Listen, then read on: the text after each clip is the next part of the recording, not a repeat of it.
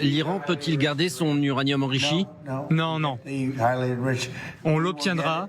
On n'en a pas besoin, on n'en veut pas. On va probablement le détruire, mais on ne va pas leur laisser. Voilà, et ce soir, 22h36, heure de Paris, la réponse des Iraniens, la télévision d'État, cette fois officiellement, dit « Notre nucléaire n'est pas une monnaie d'échange », donc ils refusent en l'état l'accord ou la tentative d'accord que l'Amérique propose. Un des porte-parole a même qualifié le nucléaire de sacré. Donc on est passé de la fatwa, donc de l'interdit islamique du précédent ayatollah contre le nucléaire, même s'ils l'ont développé en douce en réalité, à dire que l'uranium est sacré, ce qui est rarement bon signe. Et la deuxième chose est que les Iraniens eux-mêmes ont cité ce qu'on appelle le modèle libyen comme un exemple à ne pas faire. Le modèle libyen, c'est le régime de Kadhafi qui renonce à des programmes d'armes de destruction massive en échange de levée de sanctions et d'investissements. On sait comment a fini Kadhafi. Donc quand les Iraniens disent qu'il y a un contre-exemple qui est littéralement ce que Trump cherche, c'est qu'on est là aussi pas très bien barré. Que peuvent faire les Américains là-dessus, puisque visiblement c'est le cœur de l'action de ce qui va se passer. Il y a eu cette proposition du sénateur Lindsey Graham pour que les forces américaines puissent tracer ce qu'on nomme un cercle de la mort, tracer un cercle autour de l'endroit où nous savons où il se trouve. Il parle de l'uranium.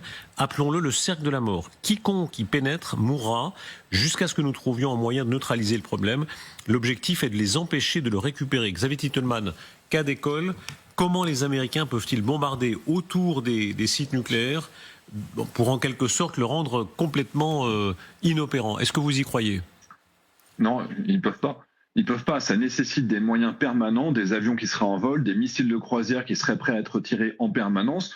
Donc ça veut dire le maintien d'une force de frappe en permanence sur des années, peut-être des décennies, qui serait à proximité de l'Iran, des sous-marins nucléaires, lanceurs de missiles de croisière, des frégates qui devraient rester dans la zone, des drones qui survoleraient. C'est simplement un coût de surveillance sur la zone qui est démesuré. Et après, le coût des missiles, on a vu à quel point les Américains ont épuisé leur stock de missiles Tomahawk. S'il faut qu'en permanence, il y ait des avions qui volent sur la zone, c'est juste de la com. C'est à 100% de la com. Ça fait plaisir à Trump parce qu'il a regardé les films d'action de Hollywood qui croient qu'ils ont des lasers dans l'espace qui peuvent réussir ce type de mission, mais dans la pratique, ça n'existe pas. Cela étant, je vous sollicite sur ce plateau aussi, sans aller jusqu'à le cercle de feu qui empêcherait tout. Quand ils disent « nous savons qui s'approche », avec les moyens d'écoute américains, c'est pas tout à fait impossible. Non. Et qui veuille tuer le moindre ingénieur qui se rapproche des sites, ça c'est pas impossible. Non, c'est pas impossible, mais comme le dit Xavier, le problème c'est la permanence. Ouais. Il va falloir tenir ça sur combien de temps? De mois, d'années? Oui, donc il faut des moyens en permanence, il faut les observer en permanence et il faut effectivement avoir la capacité de les détruire. Moi, je pense que dans la présentation de Lindsey Graham, il y a une sorte d'échappatoire pour résoudre le problème du non-accès, de la non-récupération du nucléaire iranien. Ouais. Si jamais on ne peut pas le récupérer, eh bien, on sera capable d'empêcher les Iraniens de l'utiliser. C'est ça le... Bon, c'est pas mal. Si ça marche. Mal parce si que ça marche. Ça propose une porte de sortie au président.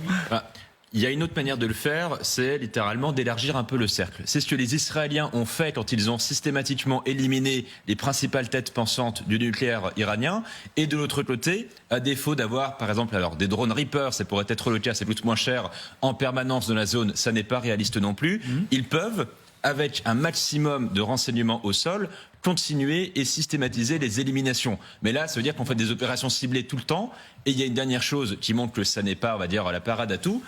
Le programme nucléaire nord-coréen, si on l'a sous-estimé, c'est aussi parce qu'on estimait qu'il est passé de cerveau. Et c'était pas à peine de les tuer comme l'ont fait les Israéliens. Bon, ils l'ont quand même fait. Et même si les Israéliens ont éliminé beaucoup de cerveaux, ça ne suffit pas. Et deux choses. Alors, on rappelle quand même que Lindsey Graham est un politique très faucon sur cette question. Donc, je rejoins ce que disait le général. Très clairement, c'est aussi un message politique en interne qui est très important. Mais les avions qu'ils utilisera 24 heures sur 24, 7 jours sur 7, ne seront pas sur les détroits d'Ormuz, ne seront pas, par exemple, en Indo-Pacifique. Et aujourd'hui, la question américaine est aussi comment être en deux endroits au même temps pour pouvoir faire la guerre. Donc, ils n'ont pas, les moyens aussi importantes qu'ont les Américains, même pour identifier, par exemple, quelqu'un qui rentre, ça serait tout le temps, 24 heures sur 24, et ça serait trop... Vous êtes vraiment des sceptiques, hein.